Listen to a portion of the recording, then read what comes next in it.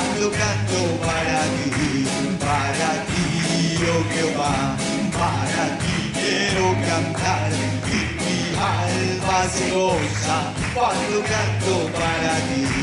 Oh, tu grande amor, eres lo máximo y mi alma se goza cuando canto para ti. Oh, tu grande amor, eres lo máximo y mi alma se goza cuando canto para ti, oh Jehová, para ti quiero cantar y mi alma se goza cuando canto para ti,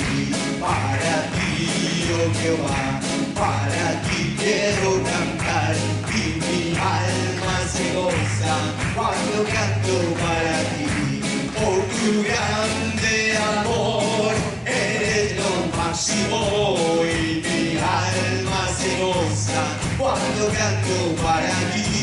Oh, tu grande amor, eres lo máximo y mi alma se goza cuando canto para ti.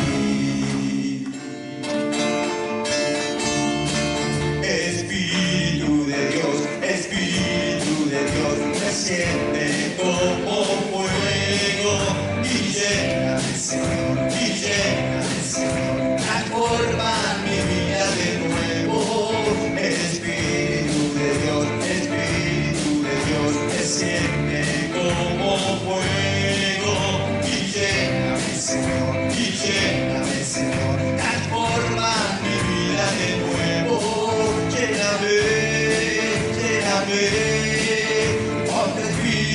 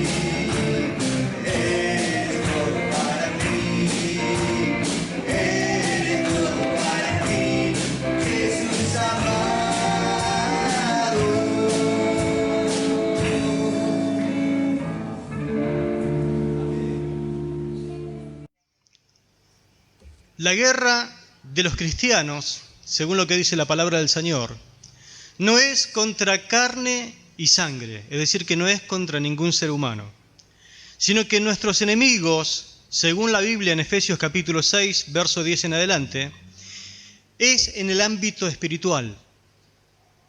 Dice la Biblia, se lo voy a leer en la versión Dios habla hoy, que fue la mejor versión que encontré para poder describir lo que dice el apóstol Pablo. Dice Efesios capítulo 6, verso 10, vamos a leer hasta el 13, pero el 18 es donde él finaliza. Dice, finalmente dejen que el gran poder de Cristo les dé las fuerzas necesarias. Protéjanse con toda la armadura de Dios que les ha dado para que puedan estar firmes contra los engaños del diablo. Porque no estamos luchando contra poderes humanos, sino contra fuerzas malignas espirituales del cielo, las cuales tienen mando, autoridad y dominio sobre el mundo de tinieblas que nos rodea. Por eso tomen toda la armadura que Dios les ha dado para que puedan resistir en el día malo y después de haberse preparado bien, mantenerse firmes. Amén. Gloria a Dios. Una buena descripción en nuestro lenguaje de lo que usted tiene escrito allí en la Biblia, la revisión Reina Valera 1960. Pero el apóstol Pablo también nos dice algo más, que nuestras armas, las armas que nosotros tenemos que utilizar en esta lucha, son espirituales, 100%.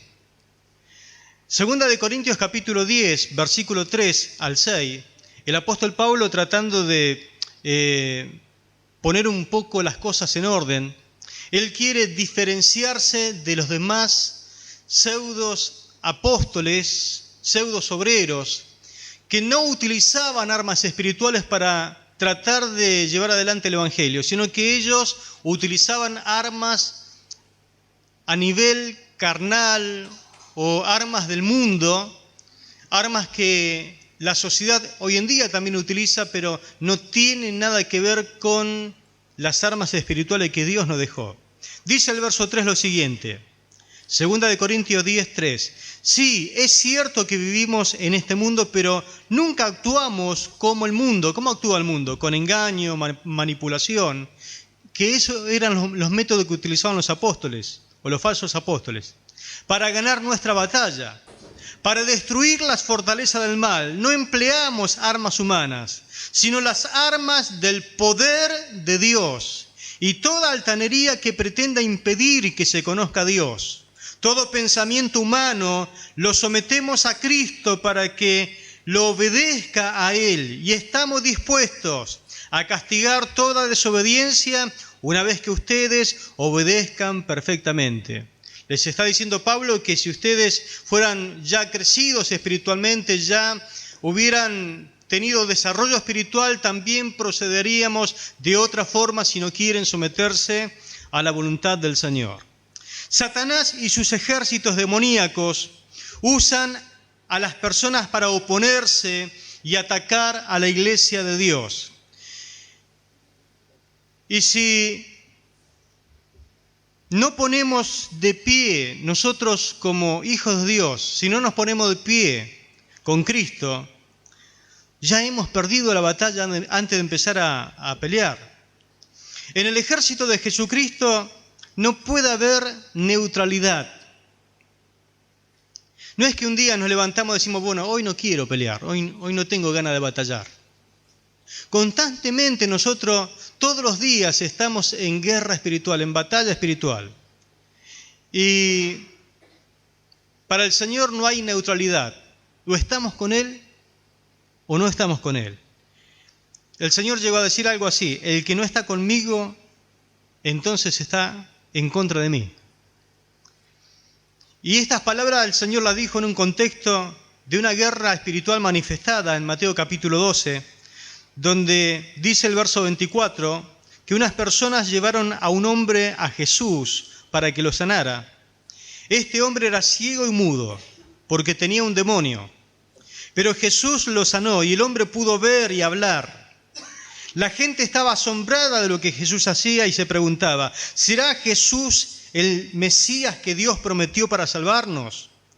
Pero algunos de los fariseos oyeron a la gente y pensaron, Jesús libera de los demonios a la gente porque Beelzebú, el jefe de los demonios, le da poder para hacerlo. Jesús se dio cuenta de lo que ellos pensaban y le dijo, si los habitantes de un país se pelean entre ellos, el país quedará destruido. Si los habitantes de una ciudad se pelean unos con otros, la ciudad quedará en ruinas. Y si los miembros de una familia se pelean entre ellos mismos, se destruirá la familia. Si Satanás lucha contra él mismo, destruirá su propio reino. Mire qué claro fue el Señor, ¿no?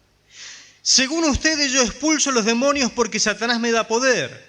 Si eso es cierto, entonces, ¿quién le da poder a los discípulos de ustedes para echar fuera a los demonios? Y si ustedes me responden que Dios le da ese poder, quedará demostrado que ustedes entonces son los equivocados. Y si yo echo fuera los demonios con el poder del Espíritu de Dios, con eso les demuestro que el reino de Dios ya está aquí. Si alguien quiere robar lo que un hombre fuerte tiene en su casa, primero tiene que atar a ese hombre y después podrá robarle todo. El que no está de mi parte está contra mí. El que no me ayuda a traer a otros para que me sigan es como si los estuvieran ahuyentando. Para el Señor no hay neutralidad. Amén. O estamos luchando a favor de Él, y si no luchamos, estamos a favor de Satanás. No hay neutralidad. Cuando yo no hago lo que Dios me manda hacer, entonces le estoy ayudando al diablo.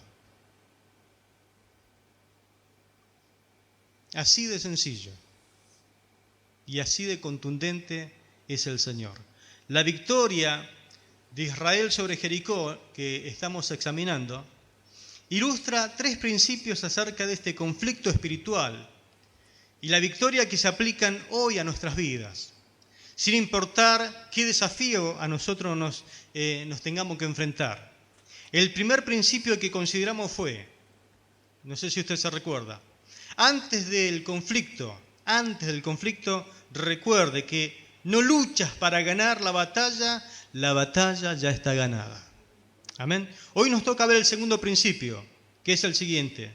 Durante el conflicto, el anterior fue antes del conflicto, ahora, durante el conflicto recuerda que solo la fe en su palabra es lo que te hace un vencedor. Amén. Repito, la fe en su palabra es lo que te hace un vencedor. Y vamos a leer entonces Josué capítulo 6, versículos 6 al 16 y el versículo 20.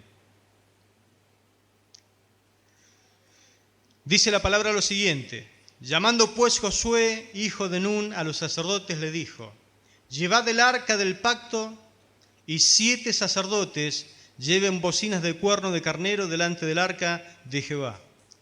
Y dijo al pueblo: pasad y rodead la ciudad, y los que están armados pasarán delante del arca de Jehová. Y así que Josué hubo hablado al pueblo, los 7 sacerdotes llevando las 7 bocinas de cuerno de carnero, pasaron delante del arca de Jehová y tocaron las bocinas, y el arca del pacto de Jehová los seguía. Y los hombres armados iban delante de los sacerdotes que tocaban las bocinas, y la retaguardia iba tras el arca, mientras las bocinas sonaban continuamente. Y Josué mandó al pueblo diciendo: vosotros no gritaréis, ni se oirá vuestra voz, ni saldrá palabra de vuestra boca hasta el día que yo os diga: gritad, entonces gritaréis. Así que él hizo que el arca de Jehová viniera, diera una vuelta alrededor de la ciudad, y volvieron luego al campamento y allí pasaron la noche.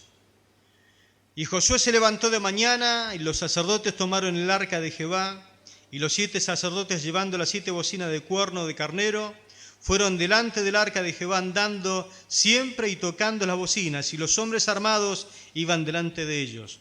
Y la retaguardia iba tras el arca de Jehová, mientras las bocinas tocaban continuamente. Así dieron otra vuelta a la ciudad el segundo día y volvieron al campamento, y de esta manera hicieron durante 6 días.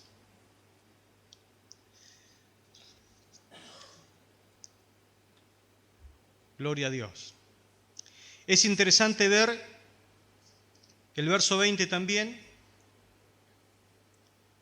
Dice, entonces el pueblo gritó y los sacerdotes tocaron las bocinas.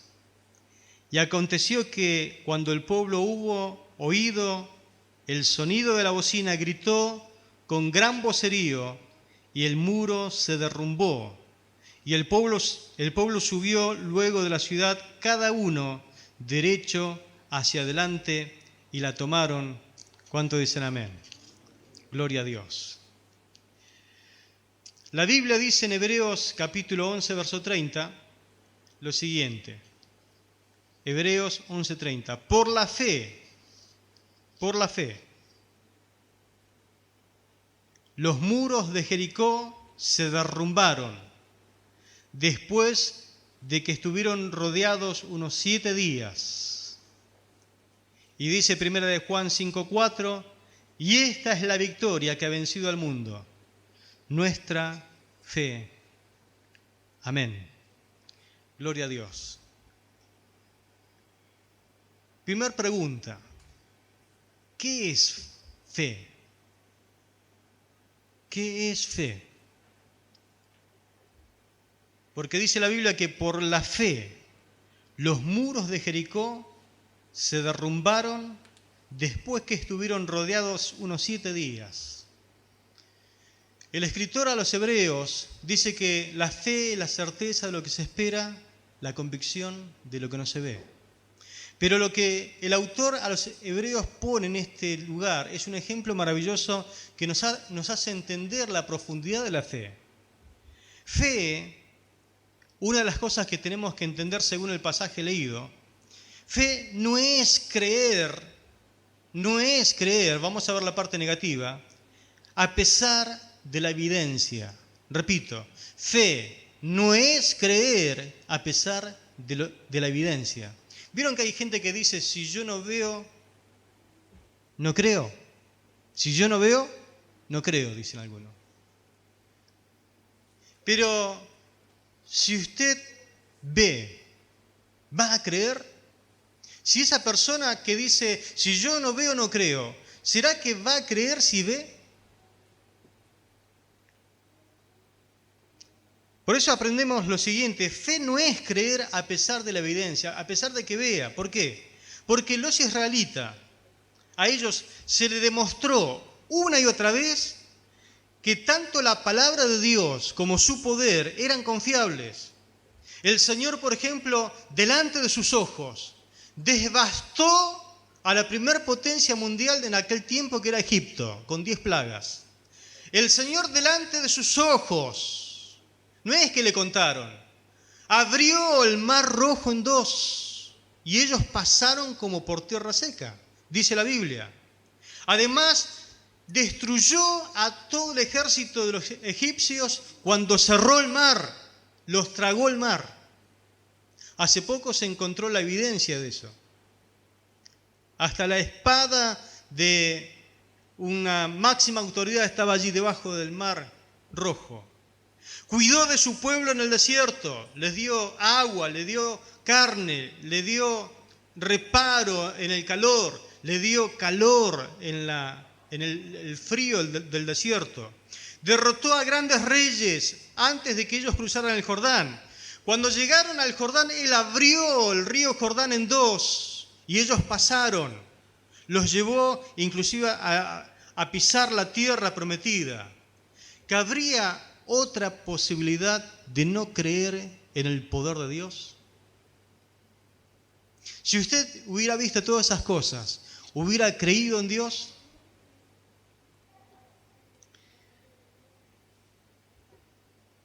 Tan solamente el deambular de unos 40 años en el desierto, nos da cuenta a nosotros de que el pueblo de Dios no tenía fe en Él.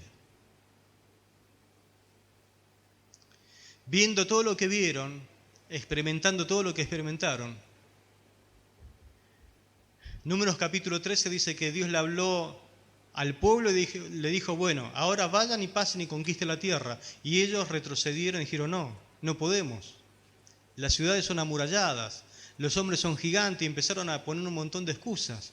Y hablaron de buscar otro líder, hablaron de matar a Moisés y a Aarón y hablaron un montón de cosas y se manifestó la gloria de Dios para defender a Moisés, a Aarón, a Josué, a Caleb. Y dijo, de todas estas personas, hasta los 20 años hacia arriba, van a tener que morir todos en el desierto por incrédulos, por no tener fe en mi palabra. ¿Se da cuenta que fe no es creer a pesar de la evidencia? ¿Se acuerdan las palabras de Cristo? Bienaventurado el que cree sin ver. Entonces, ¿qué es fe? Fe en este pasaje aquí es obedecer los planes de Dios. Repito, esto es muy importante que usted lo anote. Fe es obedecer los planes de Dios. Fe es obedecer su palabra. Cuando obedecemos y aceptamos el plan de Dios, es cuando nosotros invitamos a la presencia de Dios que venga con nosotros, y eso es lo que a nosotros nos garantiza la victoria. Amén. Eso fue lo que Moisés sabía. Moisés supo esto desde el comienzo, sabía muy bien acerca de esto. Lo podemos leer en Éxodo capítulo 33, versículo 12 al 17, que dice lo siguiente. Un día Moisés le dijo al Señor, tú me has estado diciendo, lleva a este pueblo a la tierra prometida, pero no me has dicho a quién enviarás conmigo.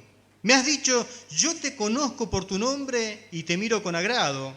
Si es cierto que me miras con buenos ojos, permíteme conocer tus caminos, para que yo pueda comprenderte más a fondo y siga gozando de tu favor. Y recuerda que esta nación es tu propio pueblo.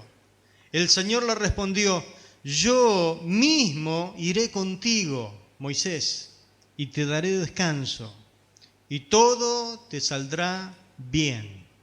Entonces Moisés dijo, si tú mismo no vienes con nosotros, no nos hagas salir de este lugar. ¿Cómo se sabrá que me miras con agrado a mí y a tu pueblo si no vienes con nosotros? Pues tu presencia con nosotros es lo que nos separa, es decir, lo que nos distingue a tu pueblo y a mí de todos los demás pueblos de la tierra. El Señor contestó a Moisés, ciertamente haré lo que me pides, porque te miro con agrado y te conozco por tu nombre. Amén. Lo que diferencia a cualquier persona de esta sociedad, del pueblo de Dios, de tu vida y de la vida de cualquiera, es que en tu vida está la presencia de Dios. Amén. Si no tiene la presencia de Dios, es como cualquier persona normal, común y corriente de esta sociedad. Pero lo que a usted lo tiene que distinguir es la gloriosa presencia de Dios. Eso es lo que le da victoria. Cuando entonces acepta sus planes, escuche, cuando acepta sus planes, Él nunca te deja solo, se compromete a guiarte, se compromete con todo su poder, su poderío está a tu disposición. Se compromete a llevarte a una meta, a la meta establecida por Él. Pero, ¿cuánto debemos nosotros estar comprometidos con Él y su causa? Si Él se compromete 100% con nosotros, ¿cuánto será que Él nos pide que nosotros nos comprometamos con Él? Si Él se compromete totalmente, también te demanda un compromiso total con Él y su obra. Amén. El Señor no anda con vueltas. Si usted no se compromete totalmente con Él, después no reclame que Él esté comprometido con usted. Amén. Él dio todo en la cruz. ¿Y qué te pide? Todo. Si yo di todo, quiero todo. Si Él entregó hasta la última gota de su sangre en la cruz, Él pide todo de ti.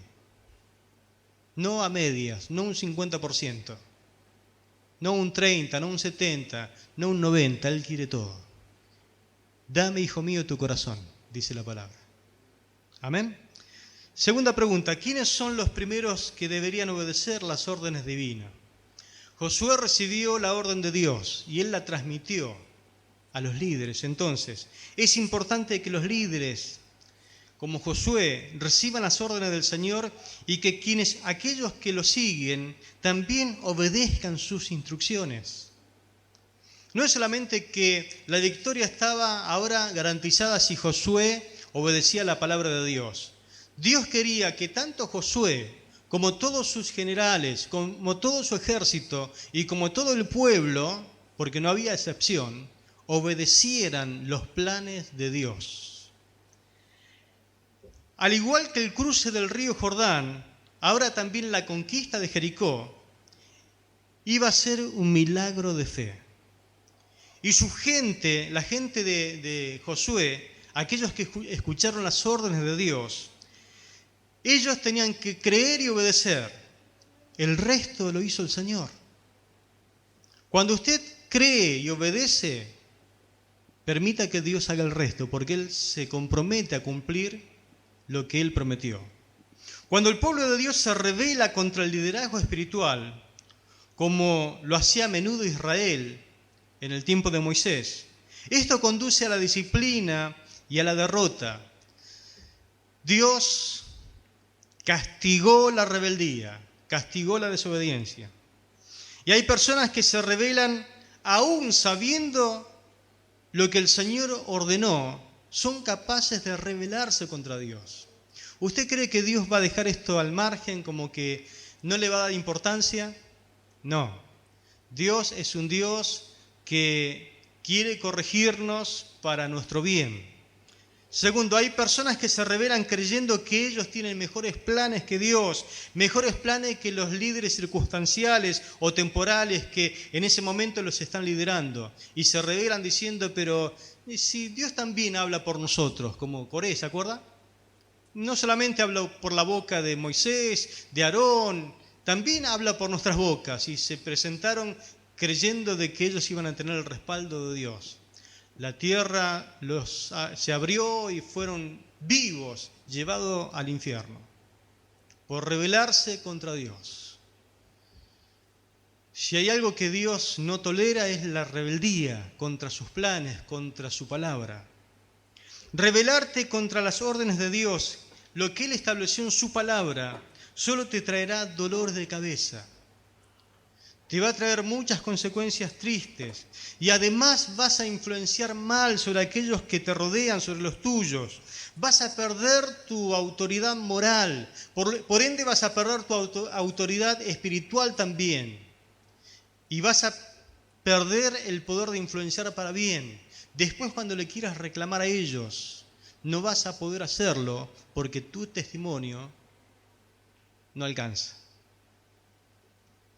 Por eso, piénsalo 2 veces antes de desobedecer la palabra del Señor. Ahora, antes del milagro, Israel fue sometido a prueba. Y quiero dejar algo bien establecido para que usted entienda algo, cómo Dios actúa. Dios no es un Dios que está desesperado para aliviarte de tu problema. Porque todo el mundo tiene problemas. Y todo el mundo pasa diferentes circunstancias. Ahora, Dios no está desesperado en tratar de aliviarte de tu problema. Dios, de ese problema, quiere sacar algo bueno para tu vida. Dios, con ese problema, va a hacer que, de alguna forma, puedas parecerte a su Hijo Jesucristo. Entonces Él utiliza tus problemas, tus circunstancias, tus momentos tristes y difíciles para que puedas cada vez más parecerte a su Hijo Jesucristo, porque esa es la meta y el propósito final de Él. Él utiliza todo lo que te pasa para que puedas ir transformándote a la imagen de su Hijo Jesús. Amén. ¿Y dónde está eso, pastor? Romanos 8, 28. Después léalo en su casa. Que el propósito de Dios es que nosotros nos parezcamos a su Hijo. Por eso es que muchas veces Dios no sale a resolverte todos los problemas inmediatamente, porque Él tiene un propósito detrás de cada situación. Entonces, antes del milagro, Israel fue sometido a prueba. ¿A qué tipo de prueba Israel fue sometido?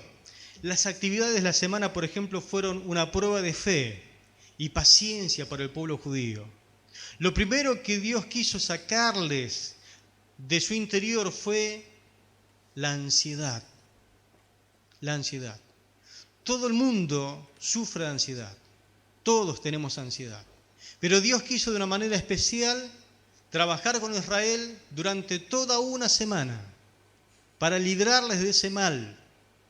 Y también trabaja con tu vida. No sé si te hace falta una semana, no sé si te hace falta un mes, si te hace falta un año, te hace falta años para liberarte de la ansiedad, pero te va a librar. Te va a librar porque es la tarea de Dios de que seas libre de todo ese mal. Sin duda algunos de ellos estaban muy ansiosos. Veo que cuando Dios nos habla algo, inmediatamente nosotros queremos que eso suceda, ¿no?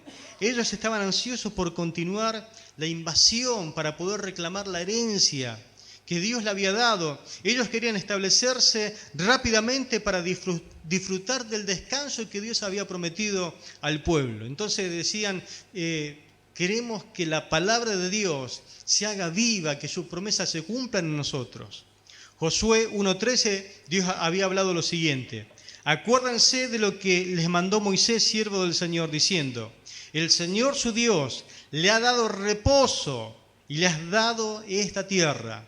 Les ha entregado esta tierra. ¿Para qué? Para poder reposar. Porque claro, estuvieron dando vuelta más de 40 años en el desierto. Y era el momento de conquistar y reposar.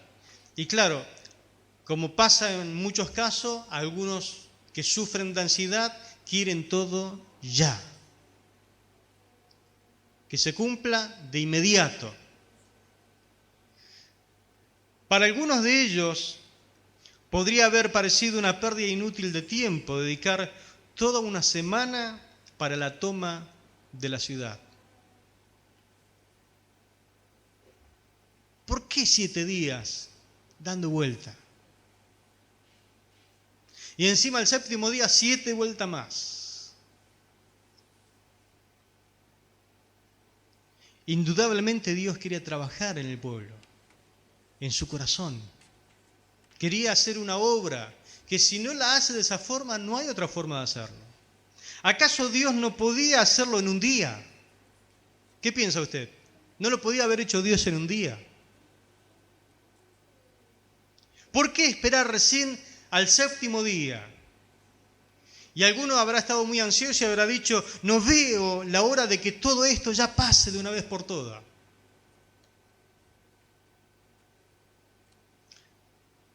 ¿Quién dice eso? Cuando tienen que esperar algún evento, algo que acontezca. Los que se casan, están enamorados, están planificando la boda y dice, en algún momento se miran y dicen, no veo la hora que pase todo esto. Y podamos reposar. Eso es ansiedad. Un evento en la iglesia o algo que tengas que hacer. No veo la hora que pase esto. La ansiedad lo carcome por dentro. Hay un ejemplo en esto, estaba pensando, el ejemplo de Saúl. Saúl tenía batalla contra los filisteos. Convocó al pueblo para la batalla. Y antes de cada batalla se celebraba un sacrificio a Dios, pidiendo su bendición, entregando la batalla al Señor. Y claro, el que tenía que oficiar no estaba ahí presente, así que lo mandaron a llamar, el profeta Samuel. Y Samuel tardó un poquito más de lo planificado, y como se tardaba y se tardaba, la ansiedad de Saúl ya no dio más, y agarró el fuego para encender el holocausto y le prendió fuego ahí nomás. ¿Por qué? Porque veía que los soldados desertaban. Los soldados decían, no vamos a ir a pelear una batalla sin la bendición de Dios porque indudablemente vamos a perder. Necesitamos la presencia de Dios, necesitamos su bendición. Y Saúl desesperado, ¿qué hago?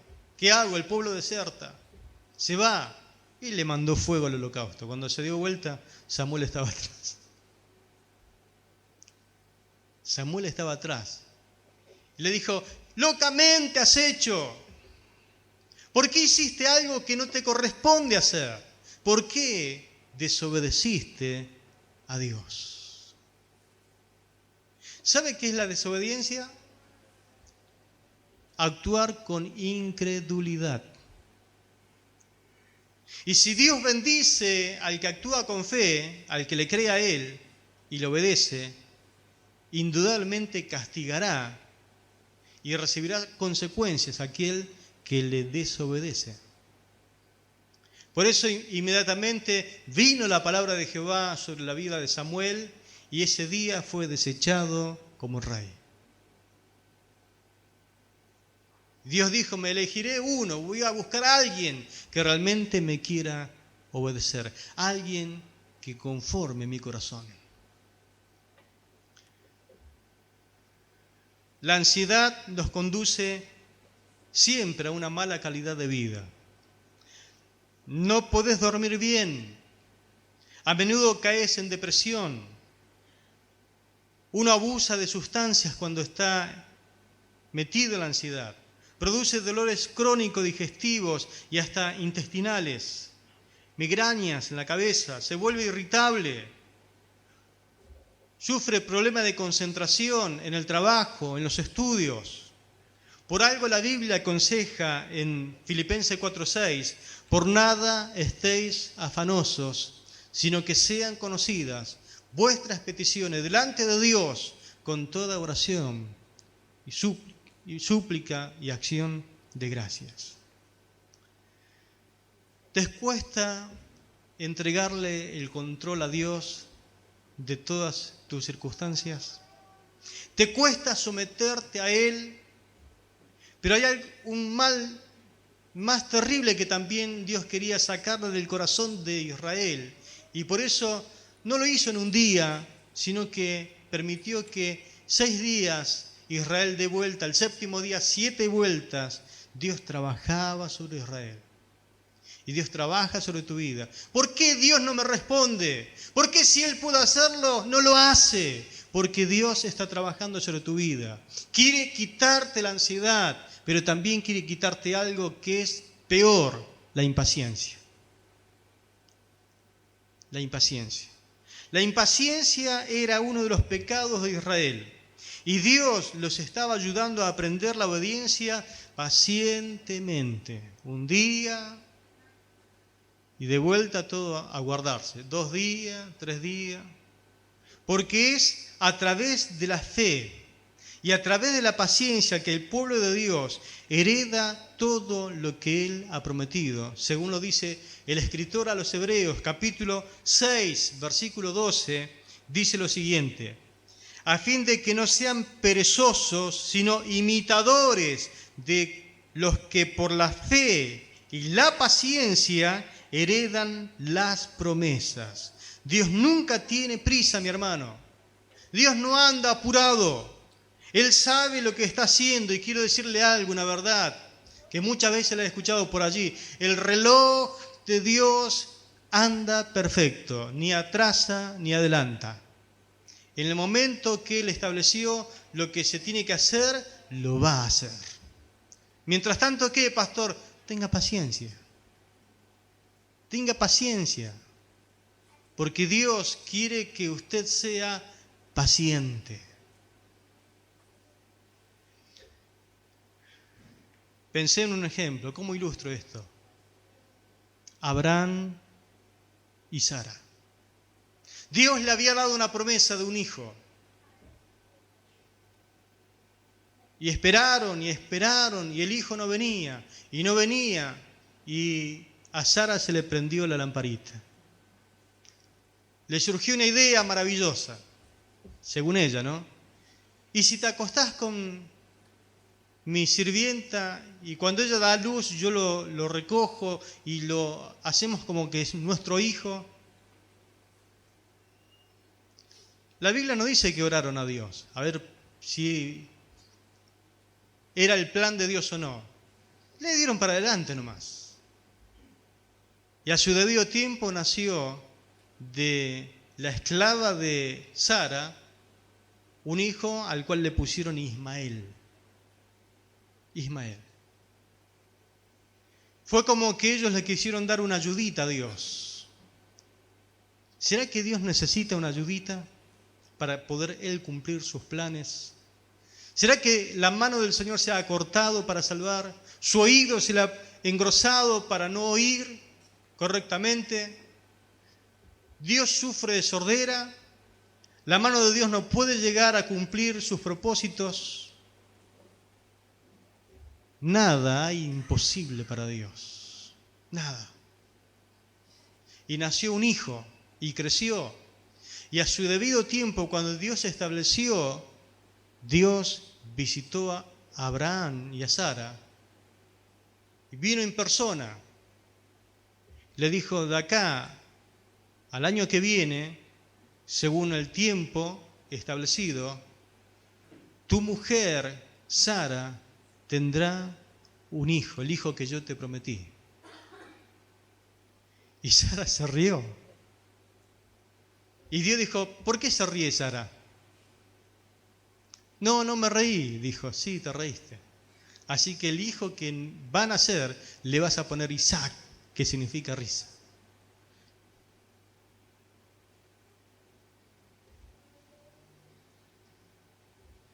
E Ismael hoy es todo un problema para Isaac, que es Israel. ¿Sabe por qué pasó eso? Por impaciente. Impaciente.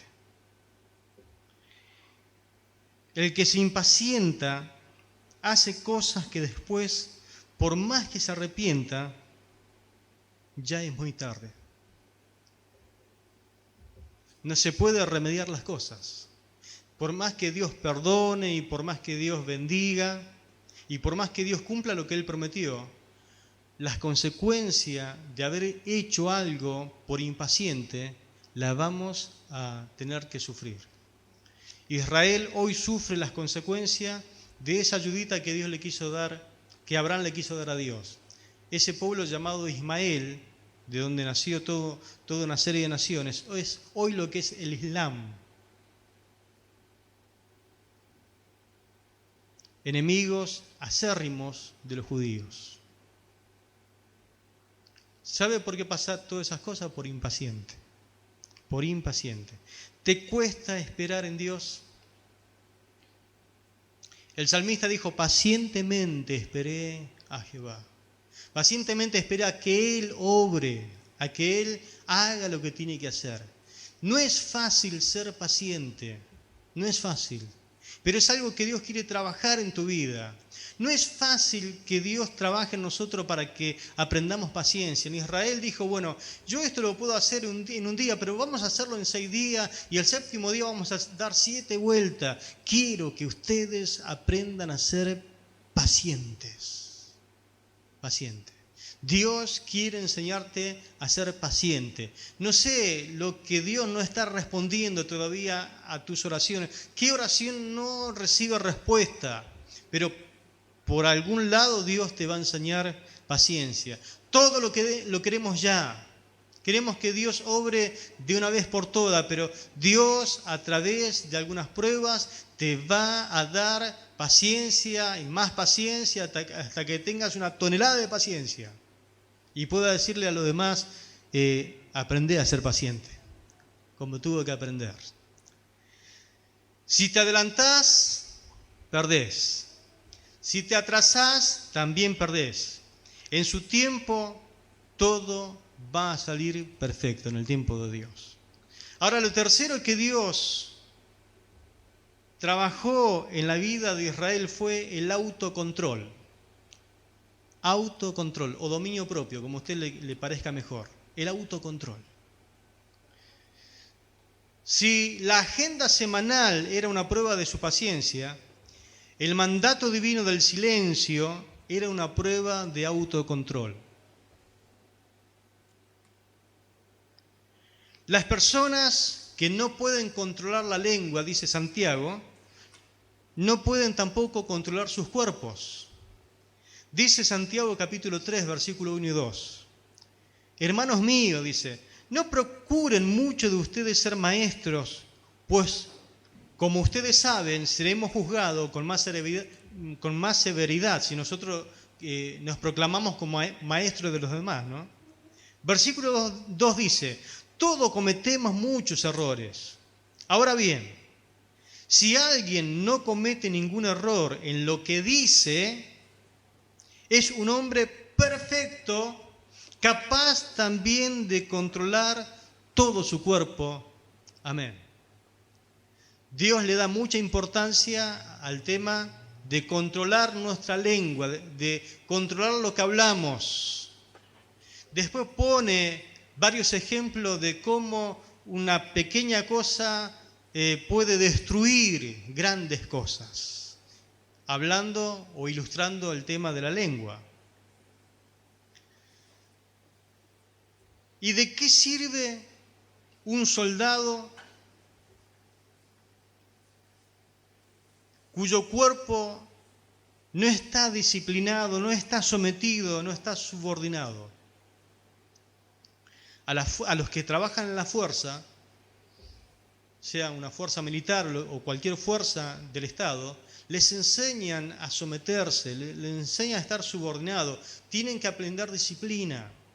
Si no aprenden eso, no van a ser eficientes, eficaz a la hora de hacer lo que tienen que hacer.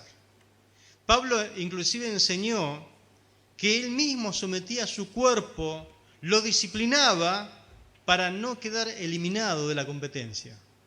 Es decir que el cristiano, el Hijo de Dios, tiene que aprender a disciplinarse. Y entre una de las cosas que Dios quiere que nosotros aprendamos a disciplinar es la sin hueso, la lengua. Tu lengua, mi lengua, lo que hablamos.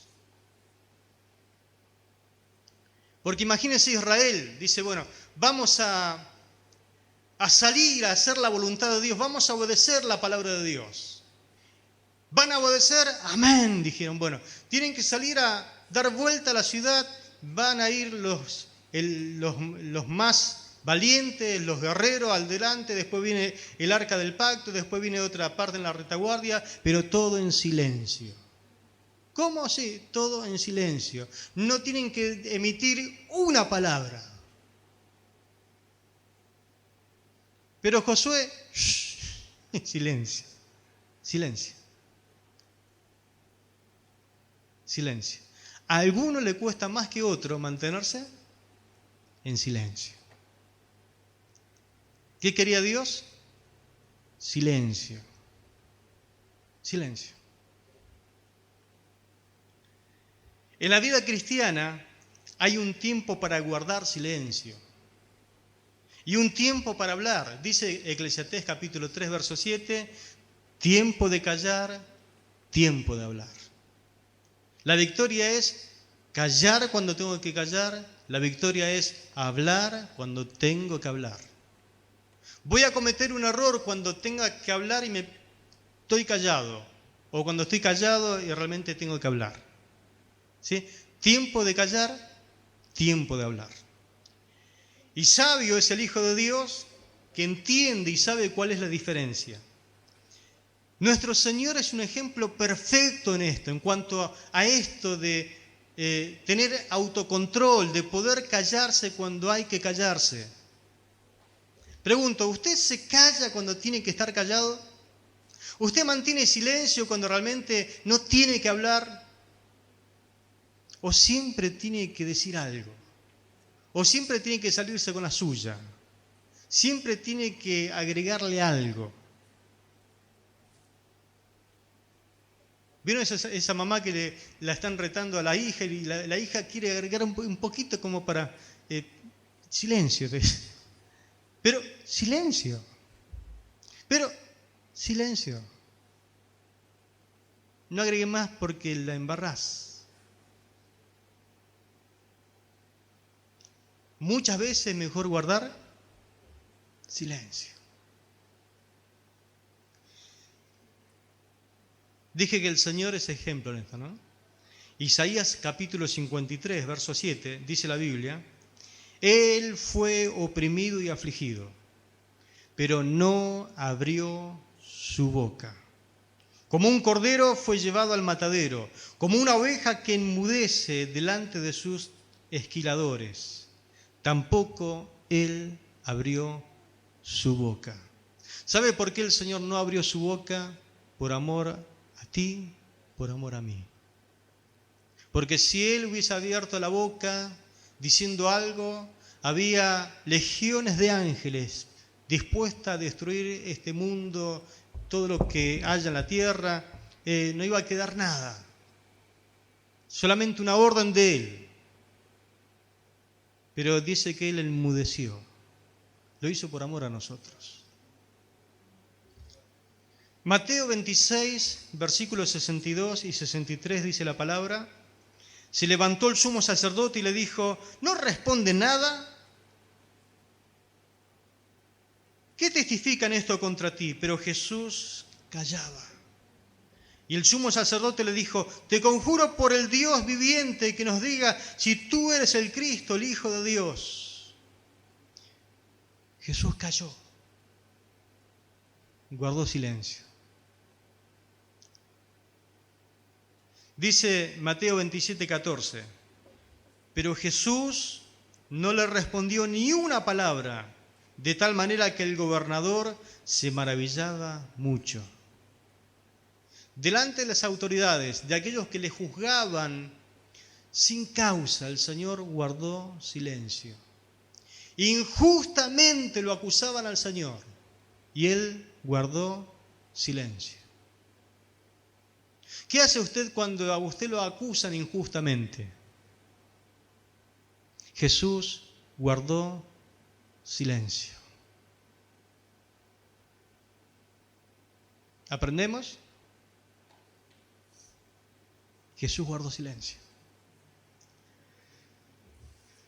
Lucas 23:9 dice: Herodes le hizo muchas preguntas.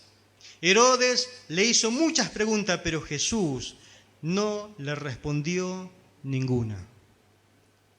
Delante de un escarnecedor como Herodes, un burlador, ¿qué hay que hacer delante de los burladores? ¿Cómo tenemos que actuar delante de aquellos que se burlan de las cosas de Dios? Jesús guardó silencio. No respondió una de sus preguntas, ninguna.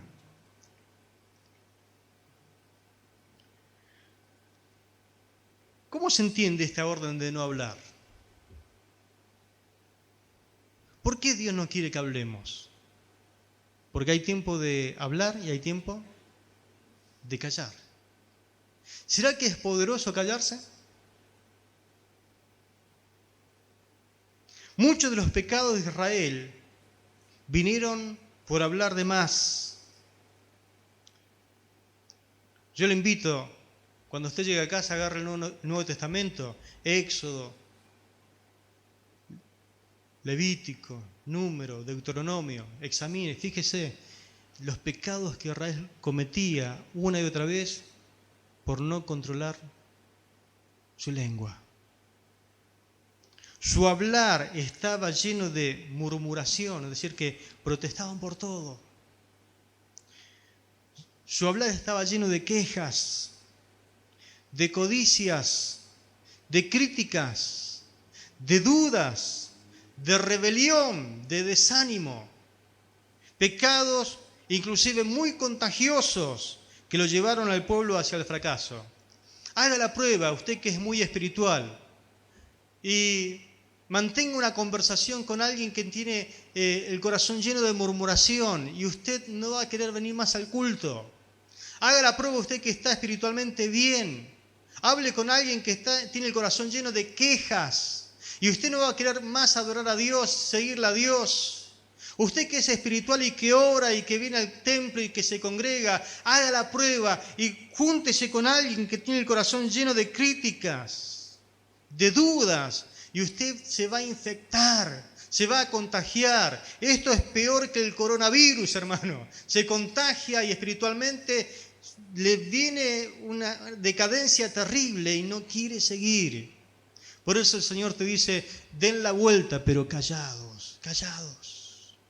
Por favor, pueblo de Israel, no hablen,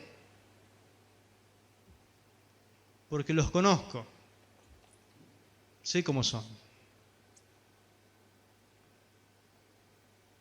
Solo le permitió dar un grito de guerra a su debido tiempo, celebrando la victoria que el Señor les iba a dar.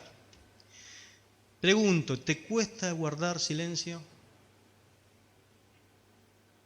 ¿Cuántas veces te arrepentiste de haber hablado algo inoportuno? Después, ¿cómo haces para volver las palabras dentro? Es imposible, ya lo dijiste. Ya desanimaste. Ya te quejaste. Ya murmuraste. Pero si dije la verdad, sí, la murmuración significa decir media verdad. O decir una verdad con el fin de sacarle el prestigio a alguien, el honor a alguien. El Señor puede ayudarte a guardar silencio. ¿Cuánto le van a pedir? Señor, ayúdame a guardar silencio. Dice el Salmo 141, versículo 3, pon guarda en mi boca, oh Jehová, guarda la puerta de mis labios. Qué palabra, ¿no? Eso significa, en otras palabras, toma el control de lo que digo, Señor, guarda mis labios. Ayúdame, Señor, a mantener cerrada mi boca y sellado mis labios. Dios mío, no me dejes decir ni una sola tontería.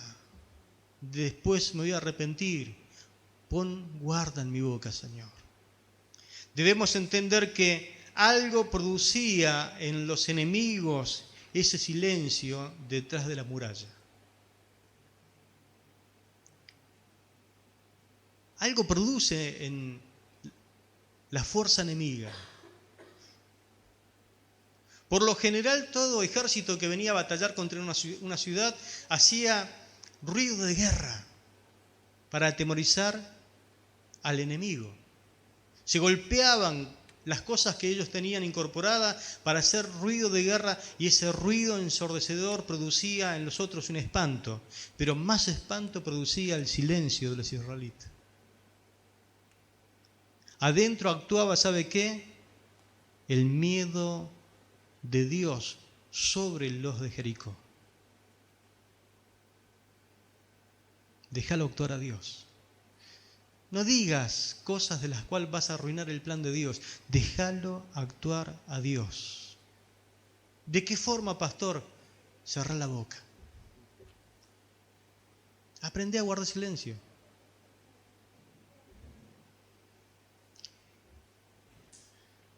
Y ese silencio, algo les ayudaba a crecer como pueblo de Dios. Ese silencio generaba una expectativa. ¿Sabe qué genera la expectativa? Fe. ¿Y sabe qué libera la fe? El poder de Dios. Guarde silencio. Hable cuando tenga que hablar. Cuando Dios le dice que hable, hable. Cuando no, guarde silencio. Tu mayor victoria va a ser obedecer en silencio. Tu mayor crecimiento va a ser obedecer en silencio. Hay batallas que solamente ganarás actuando en silencio. De la misma manera, dice el apóstol Pedro, ¿cuántos quieren ganar victorias en silencio?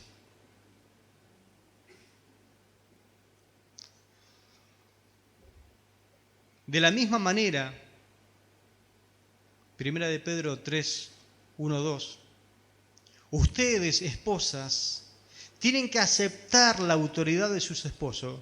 Entonces, aun cuando alguno de ellos se niegue a obedecer las buenas noticias, la vida recta de ustedes les hablará sin palabras.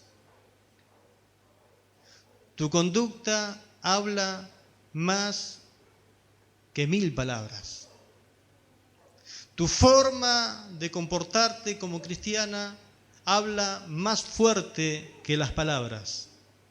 Otra versión dice, más que sus palabras. Otra dice, sin necesidad de palabras. Y otra dice, sin que se tenga que decir una sola palabra. Ellos serán ganados.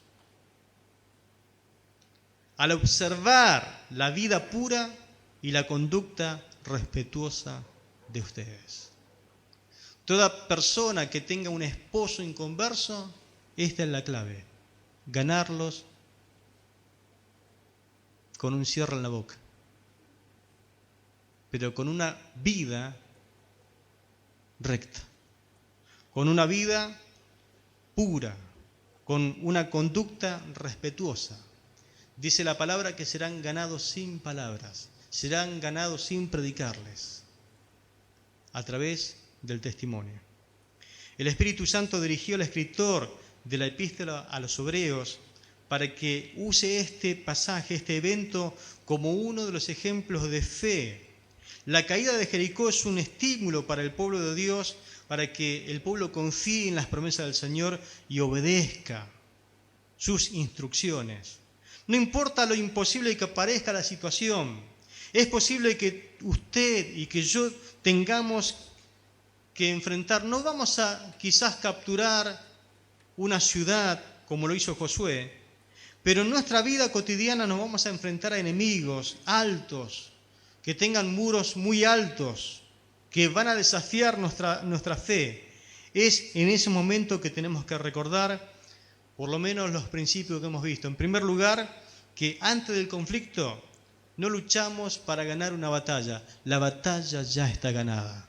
Y en segundo lugar, tenemos que recordar durante el conflicto que solo la fe en su palabra es lo que nos hace más que vencedores. Amén. Pues en la batalla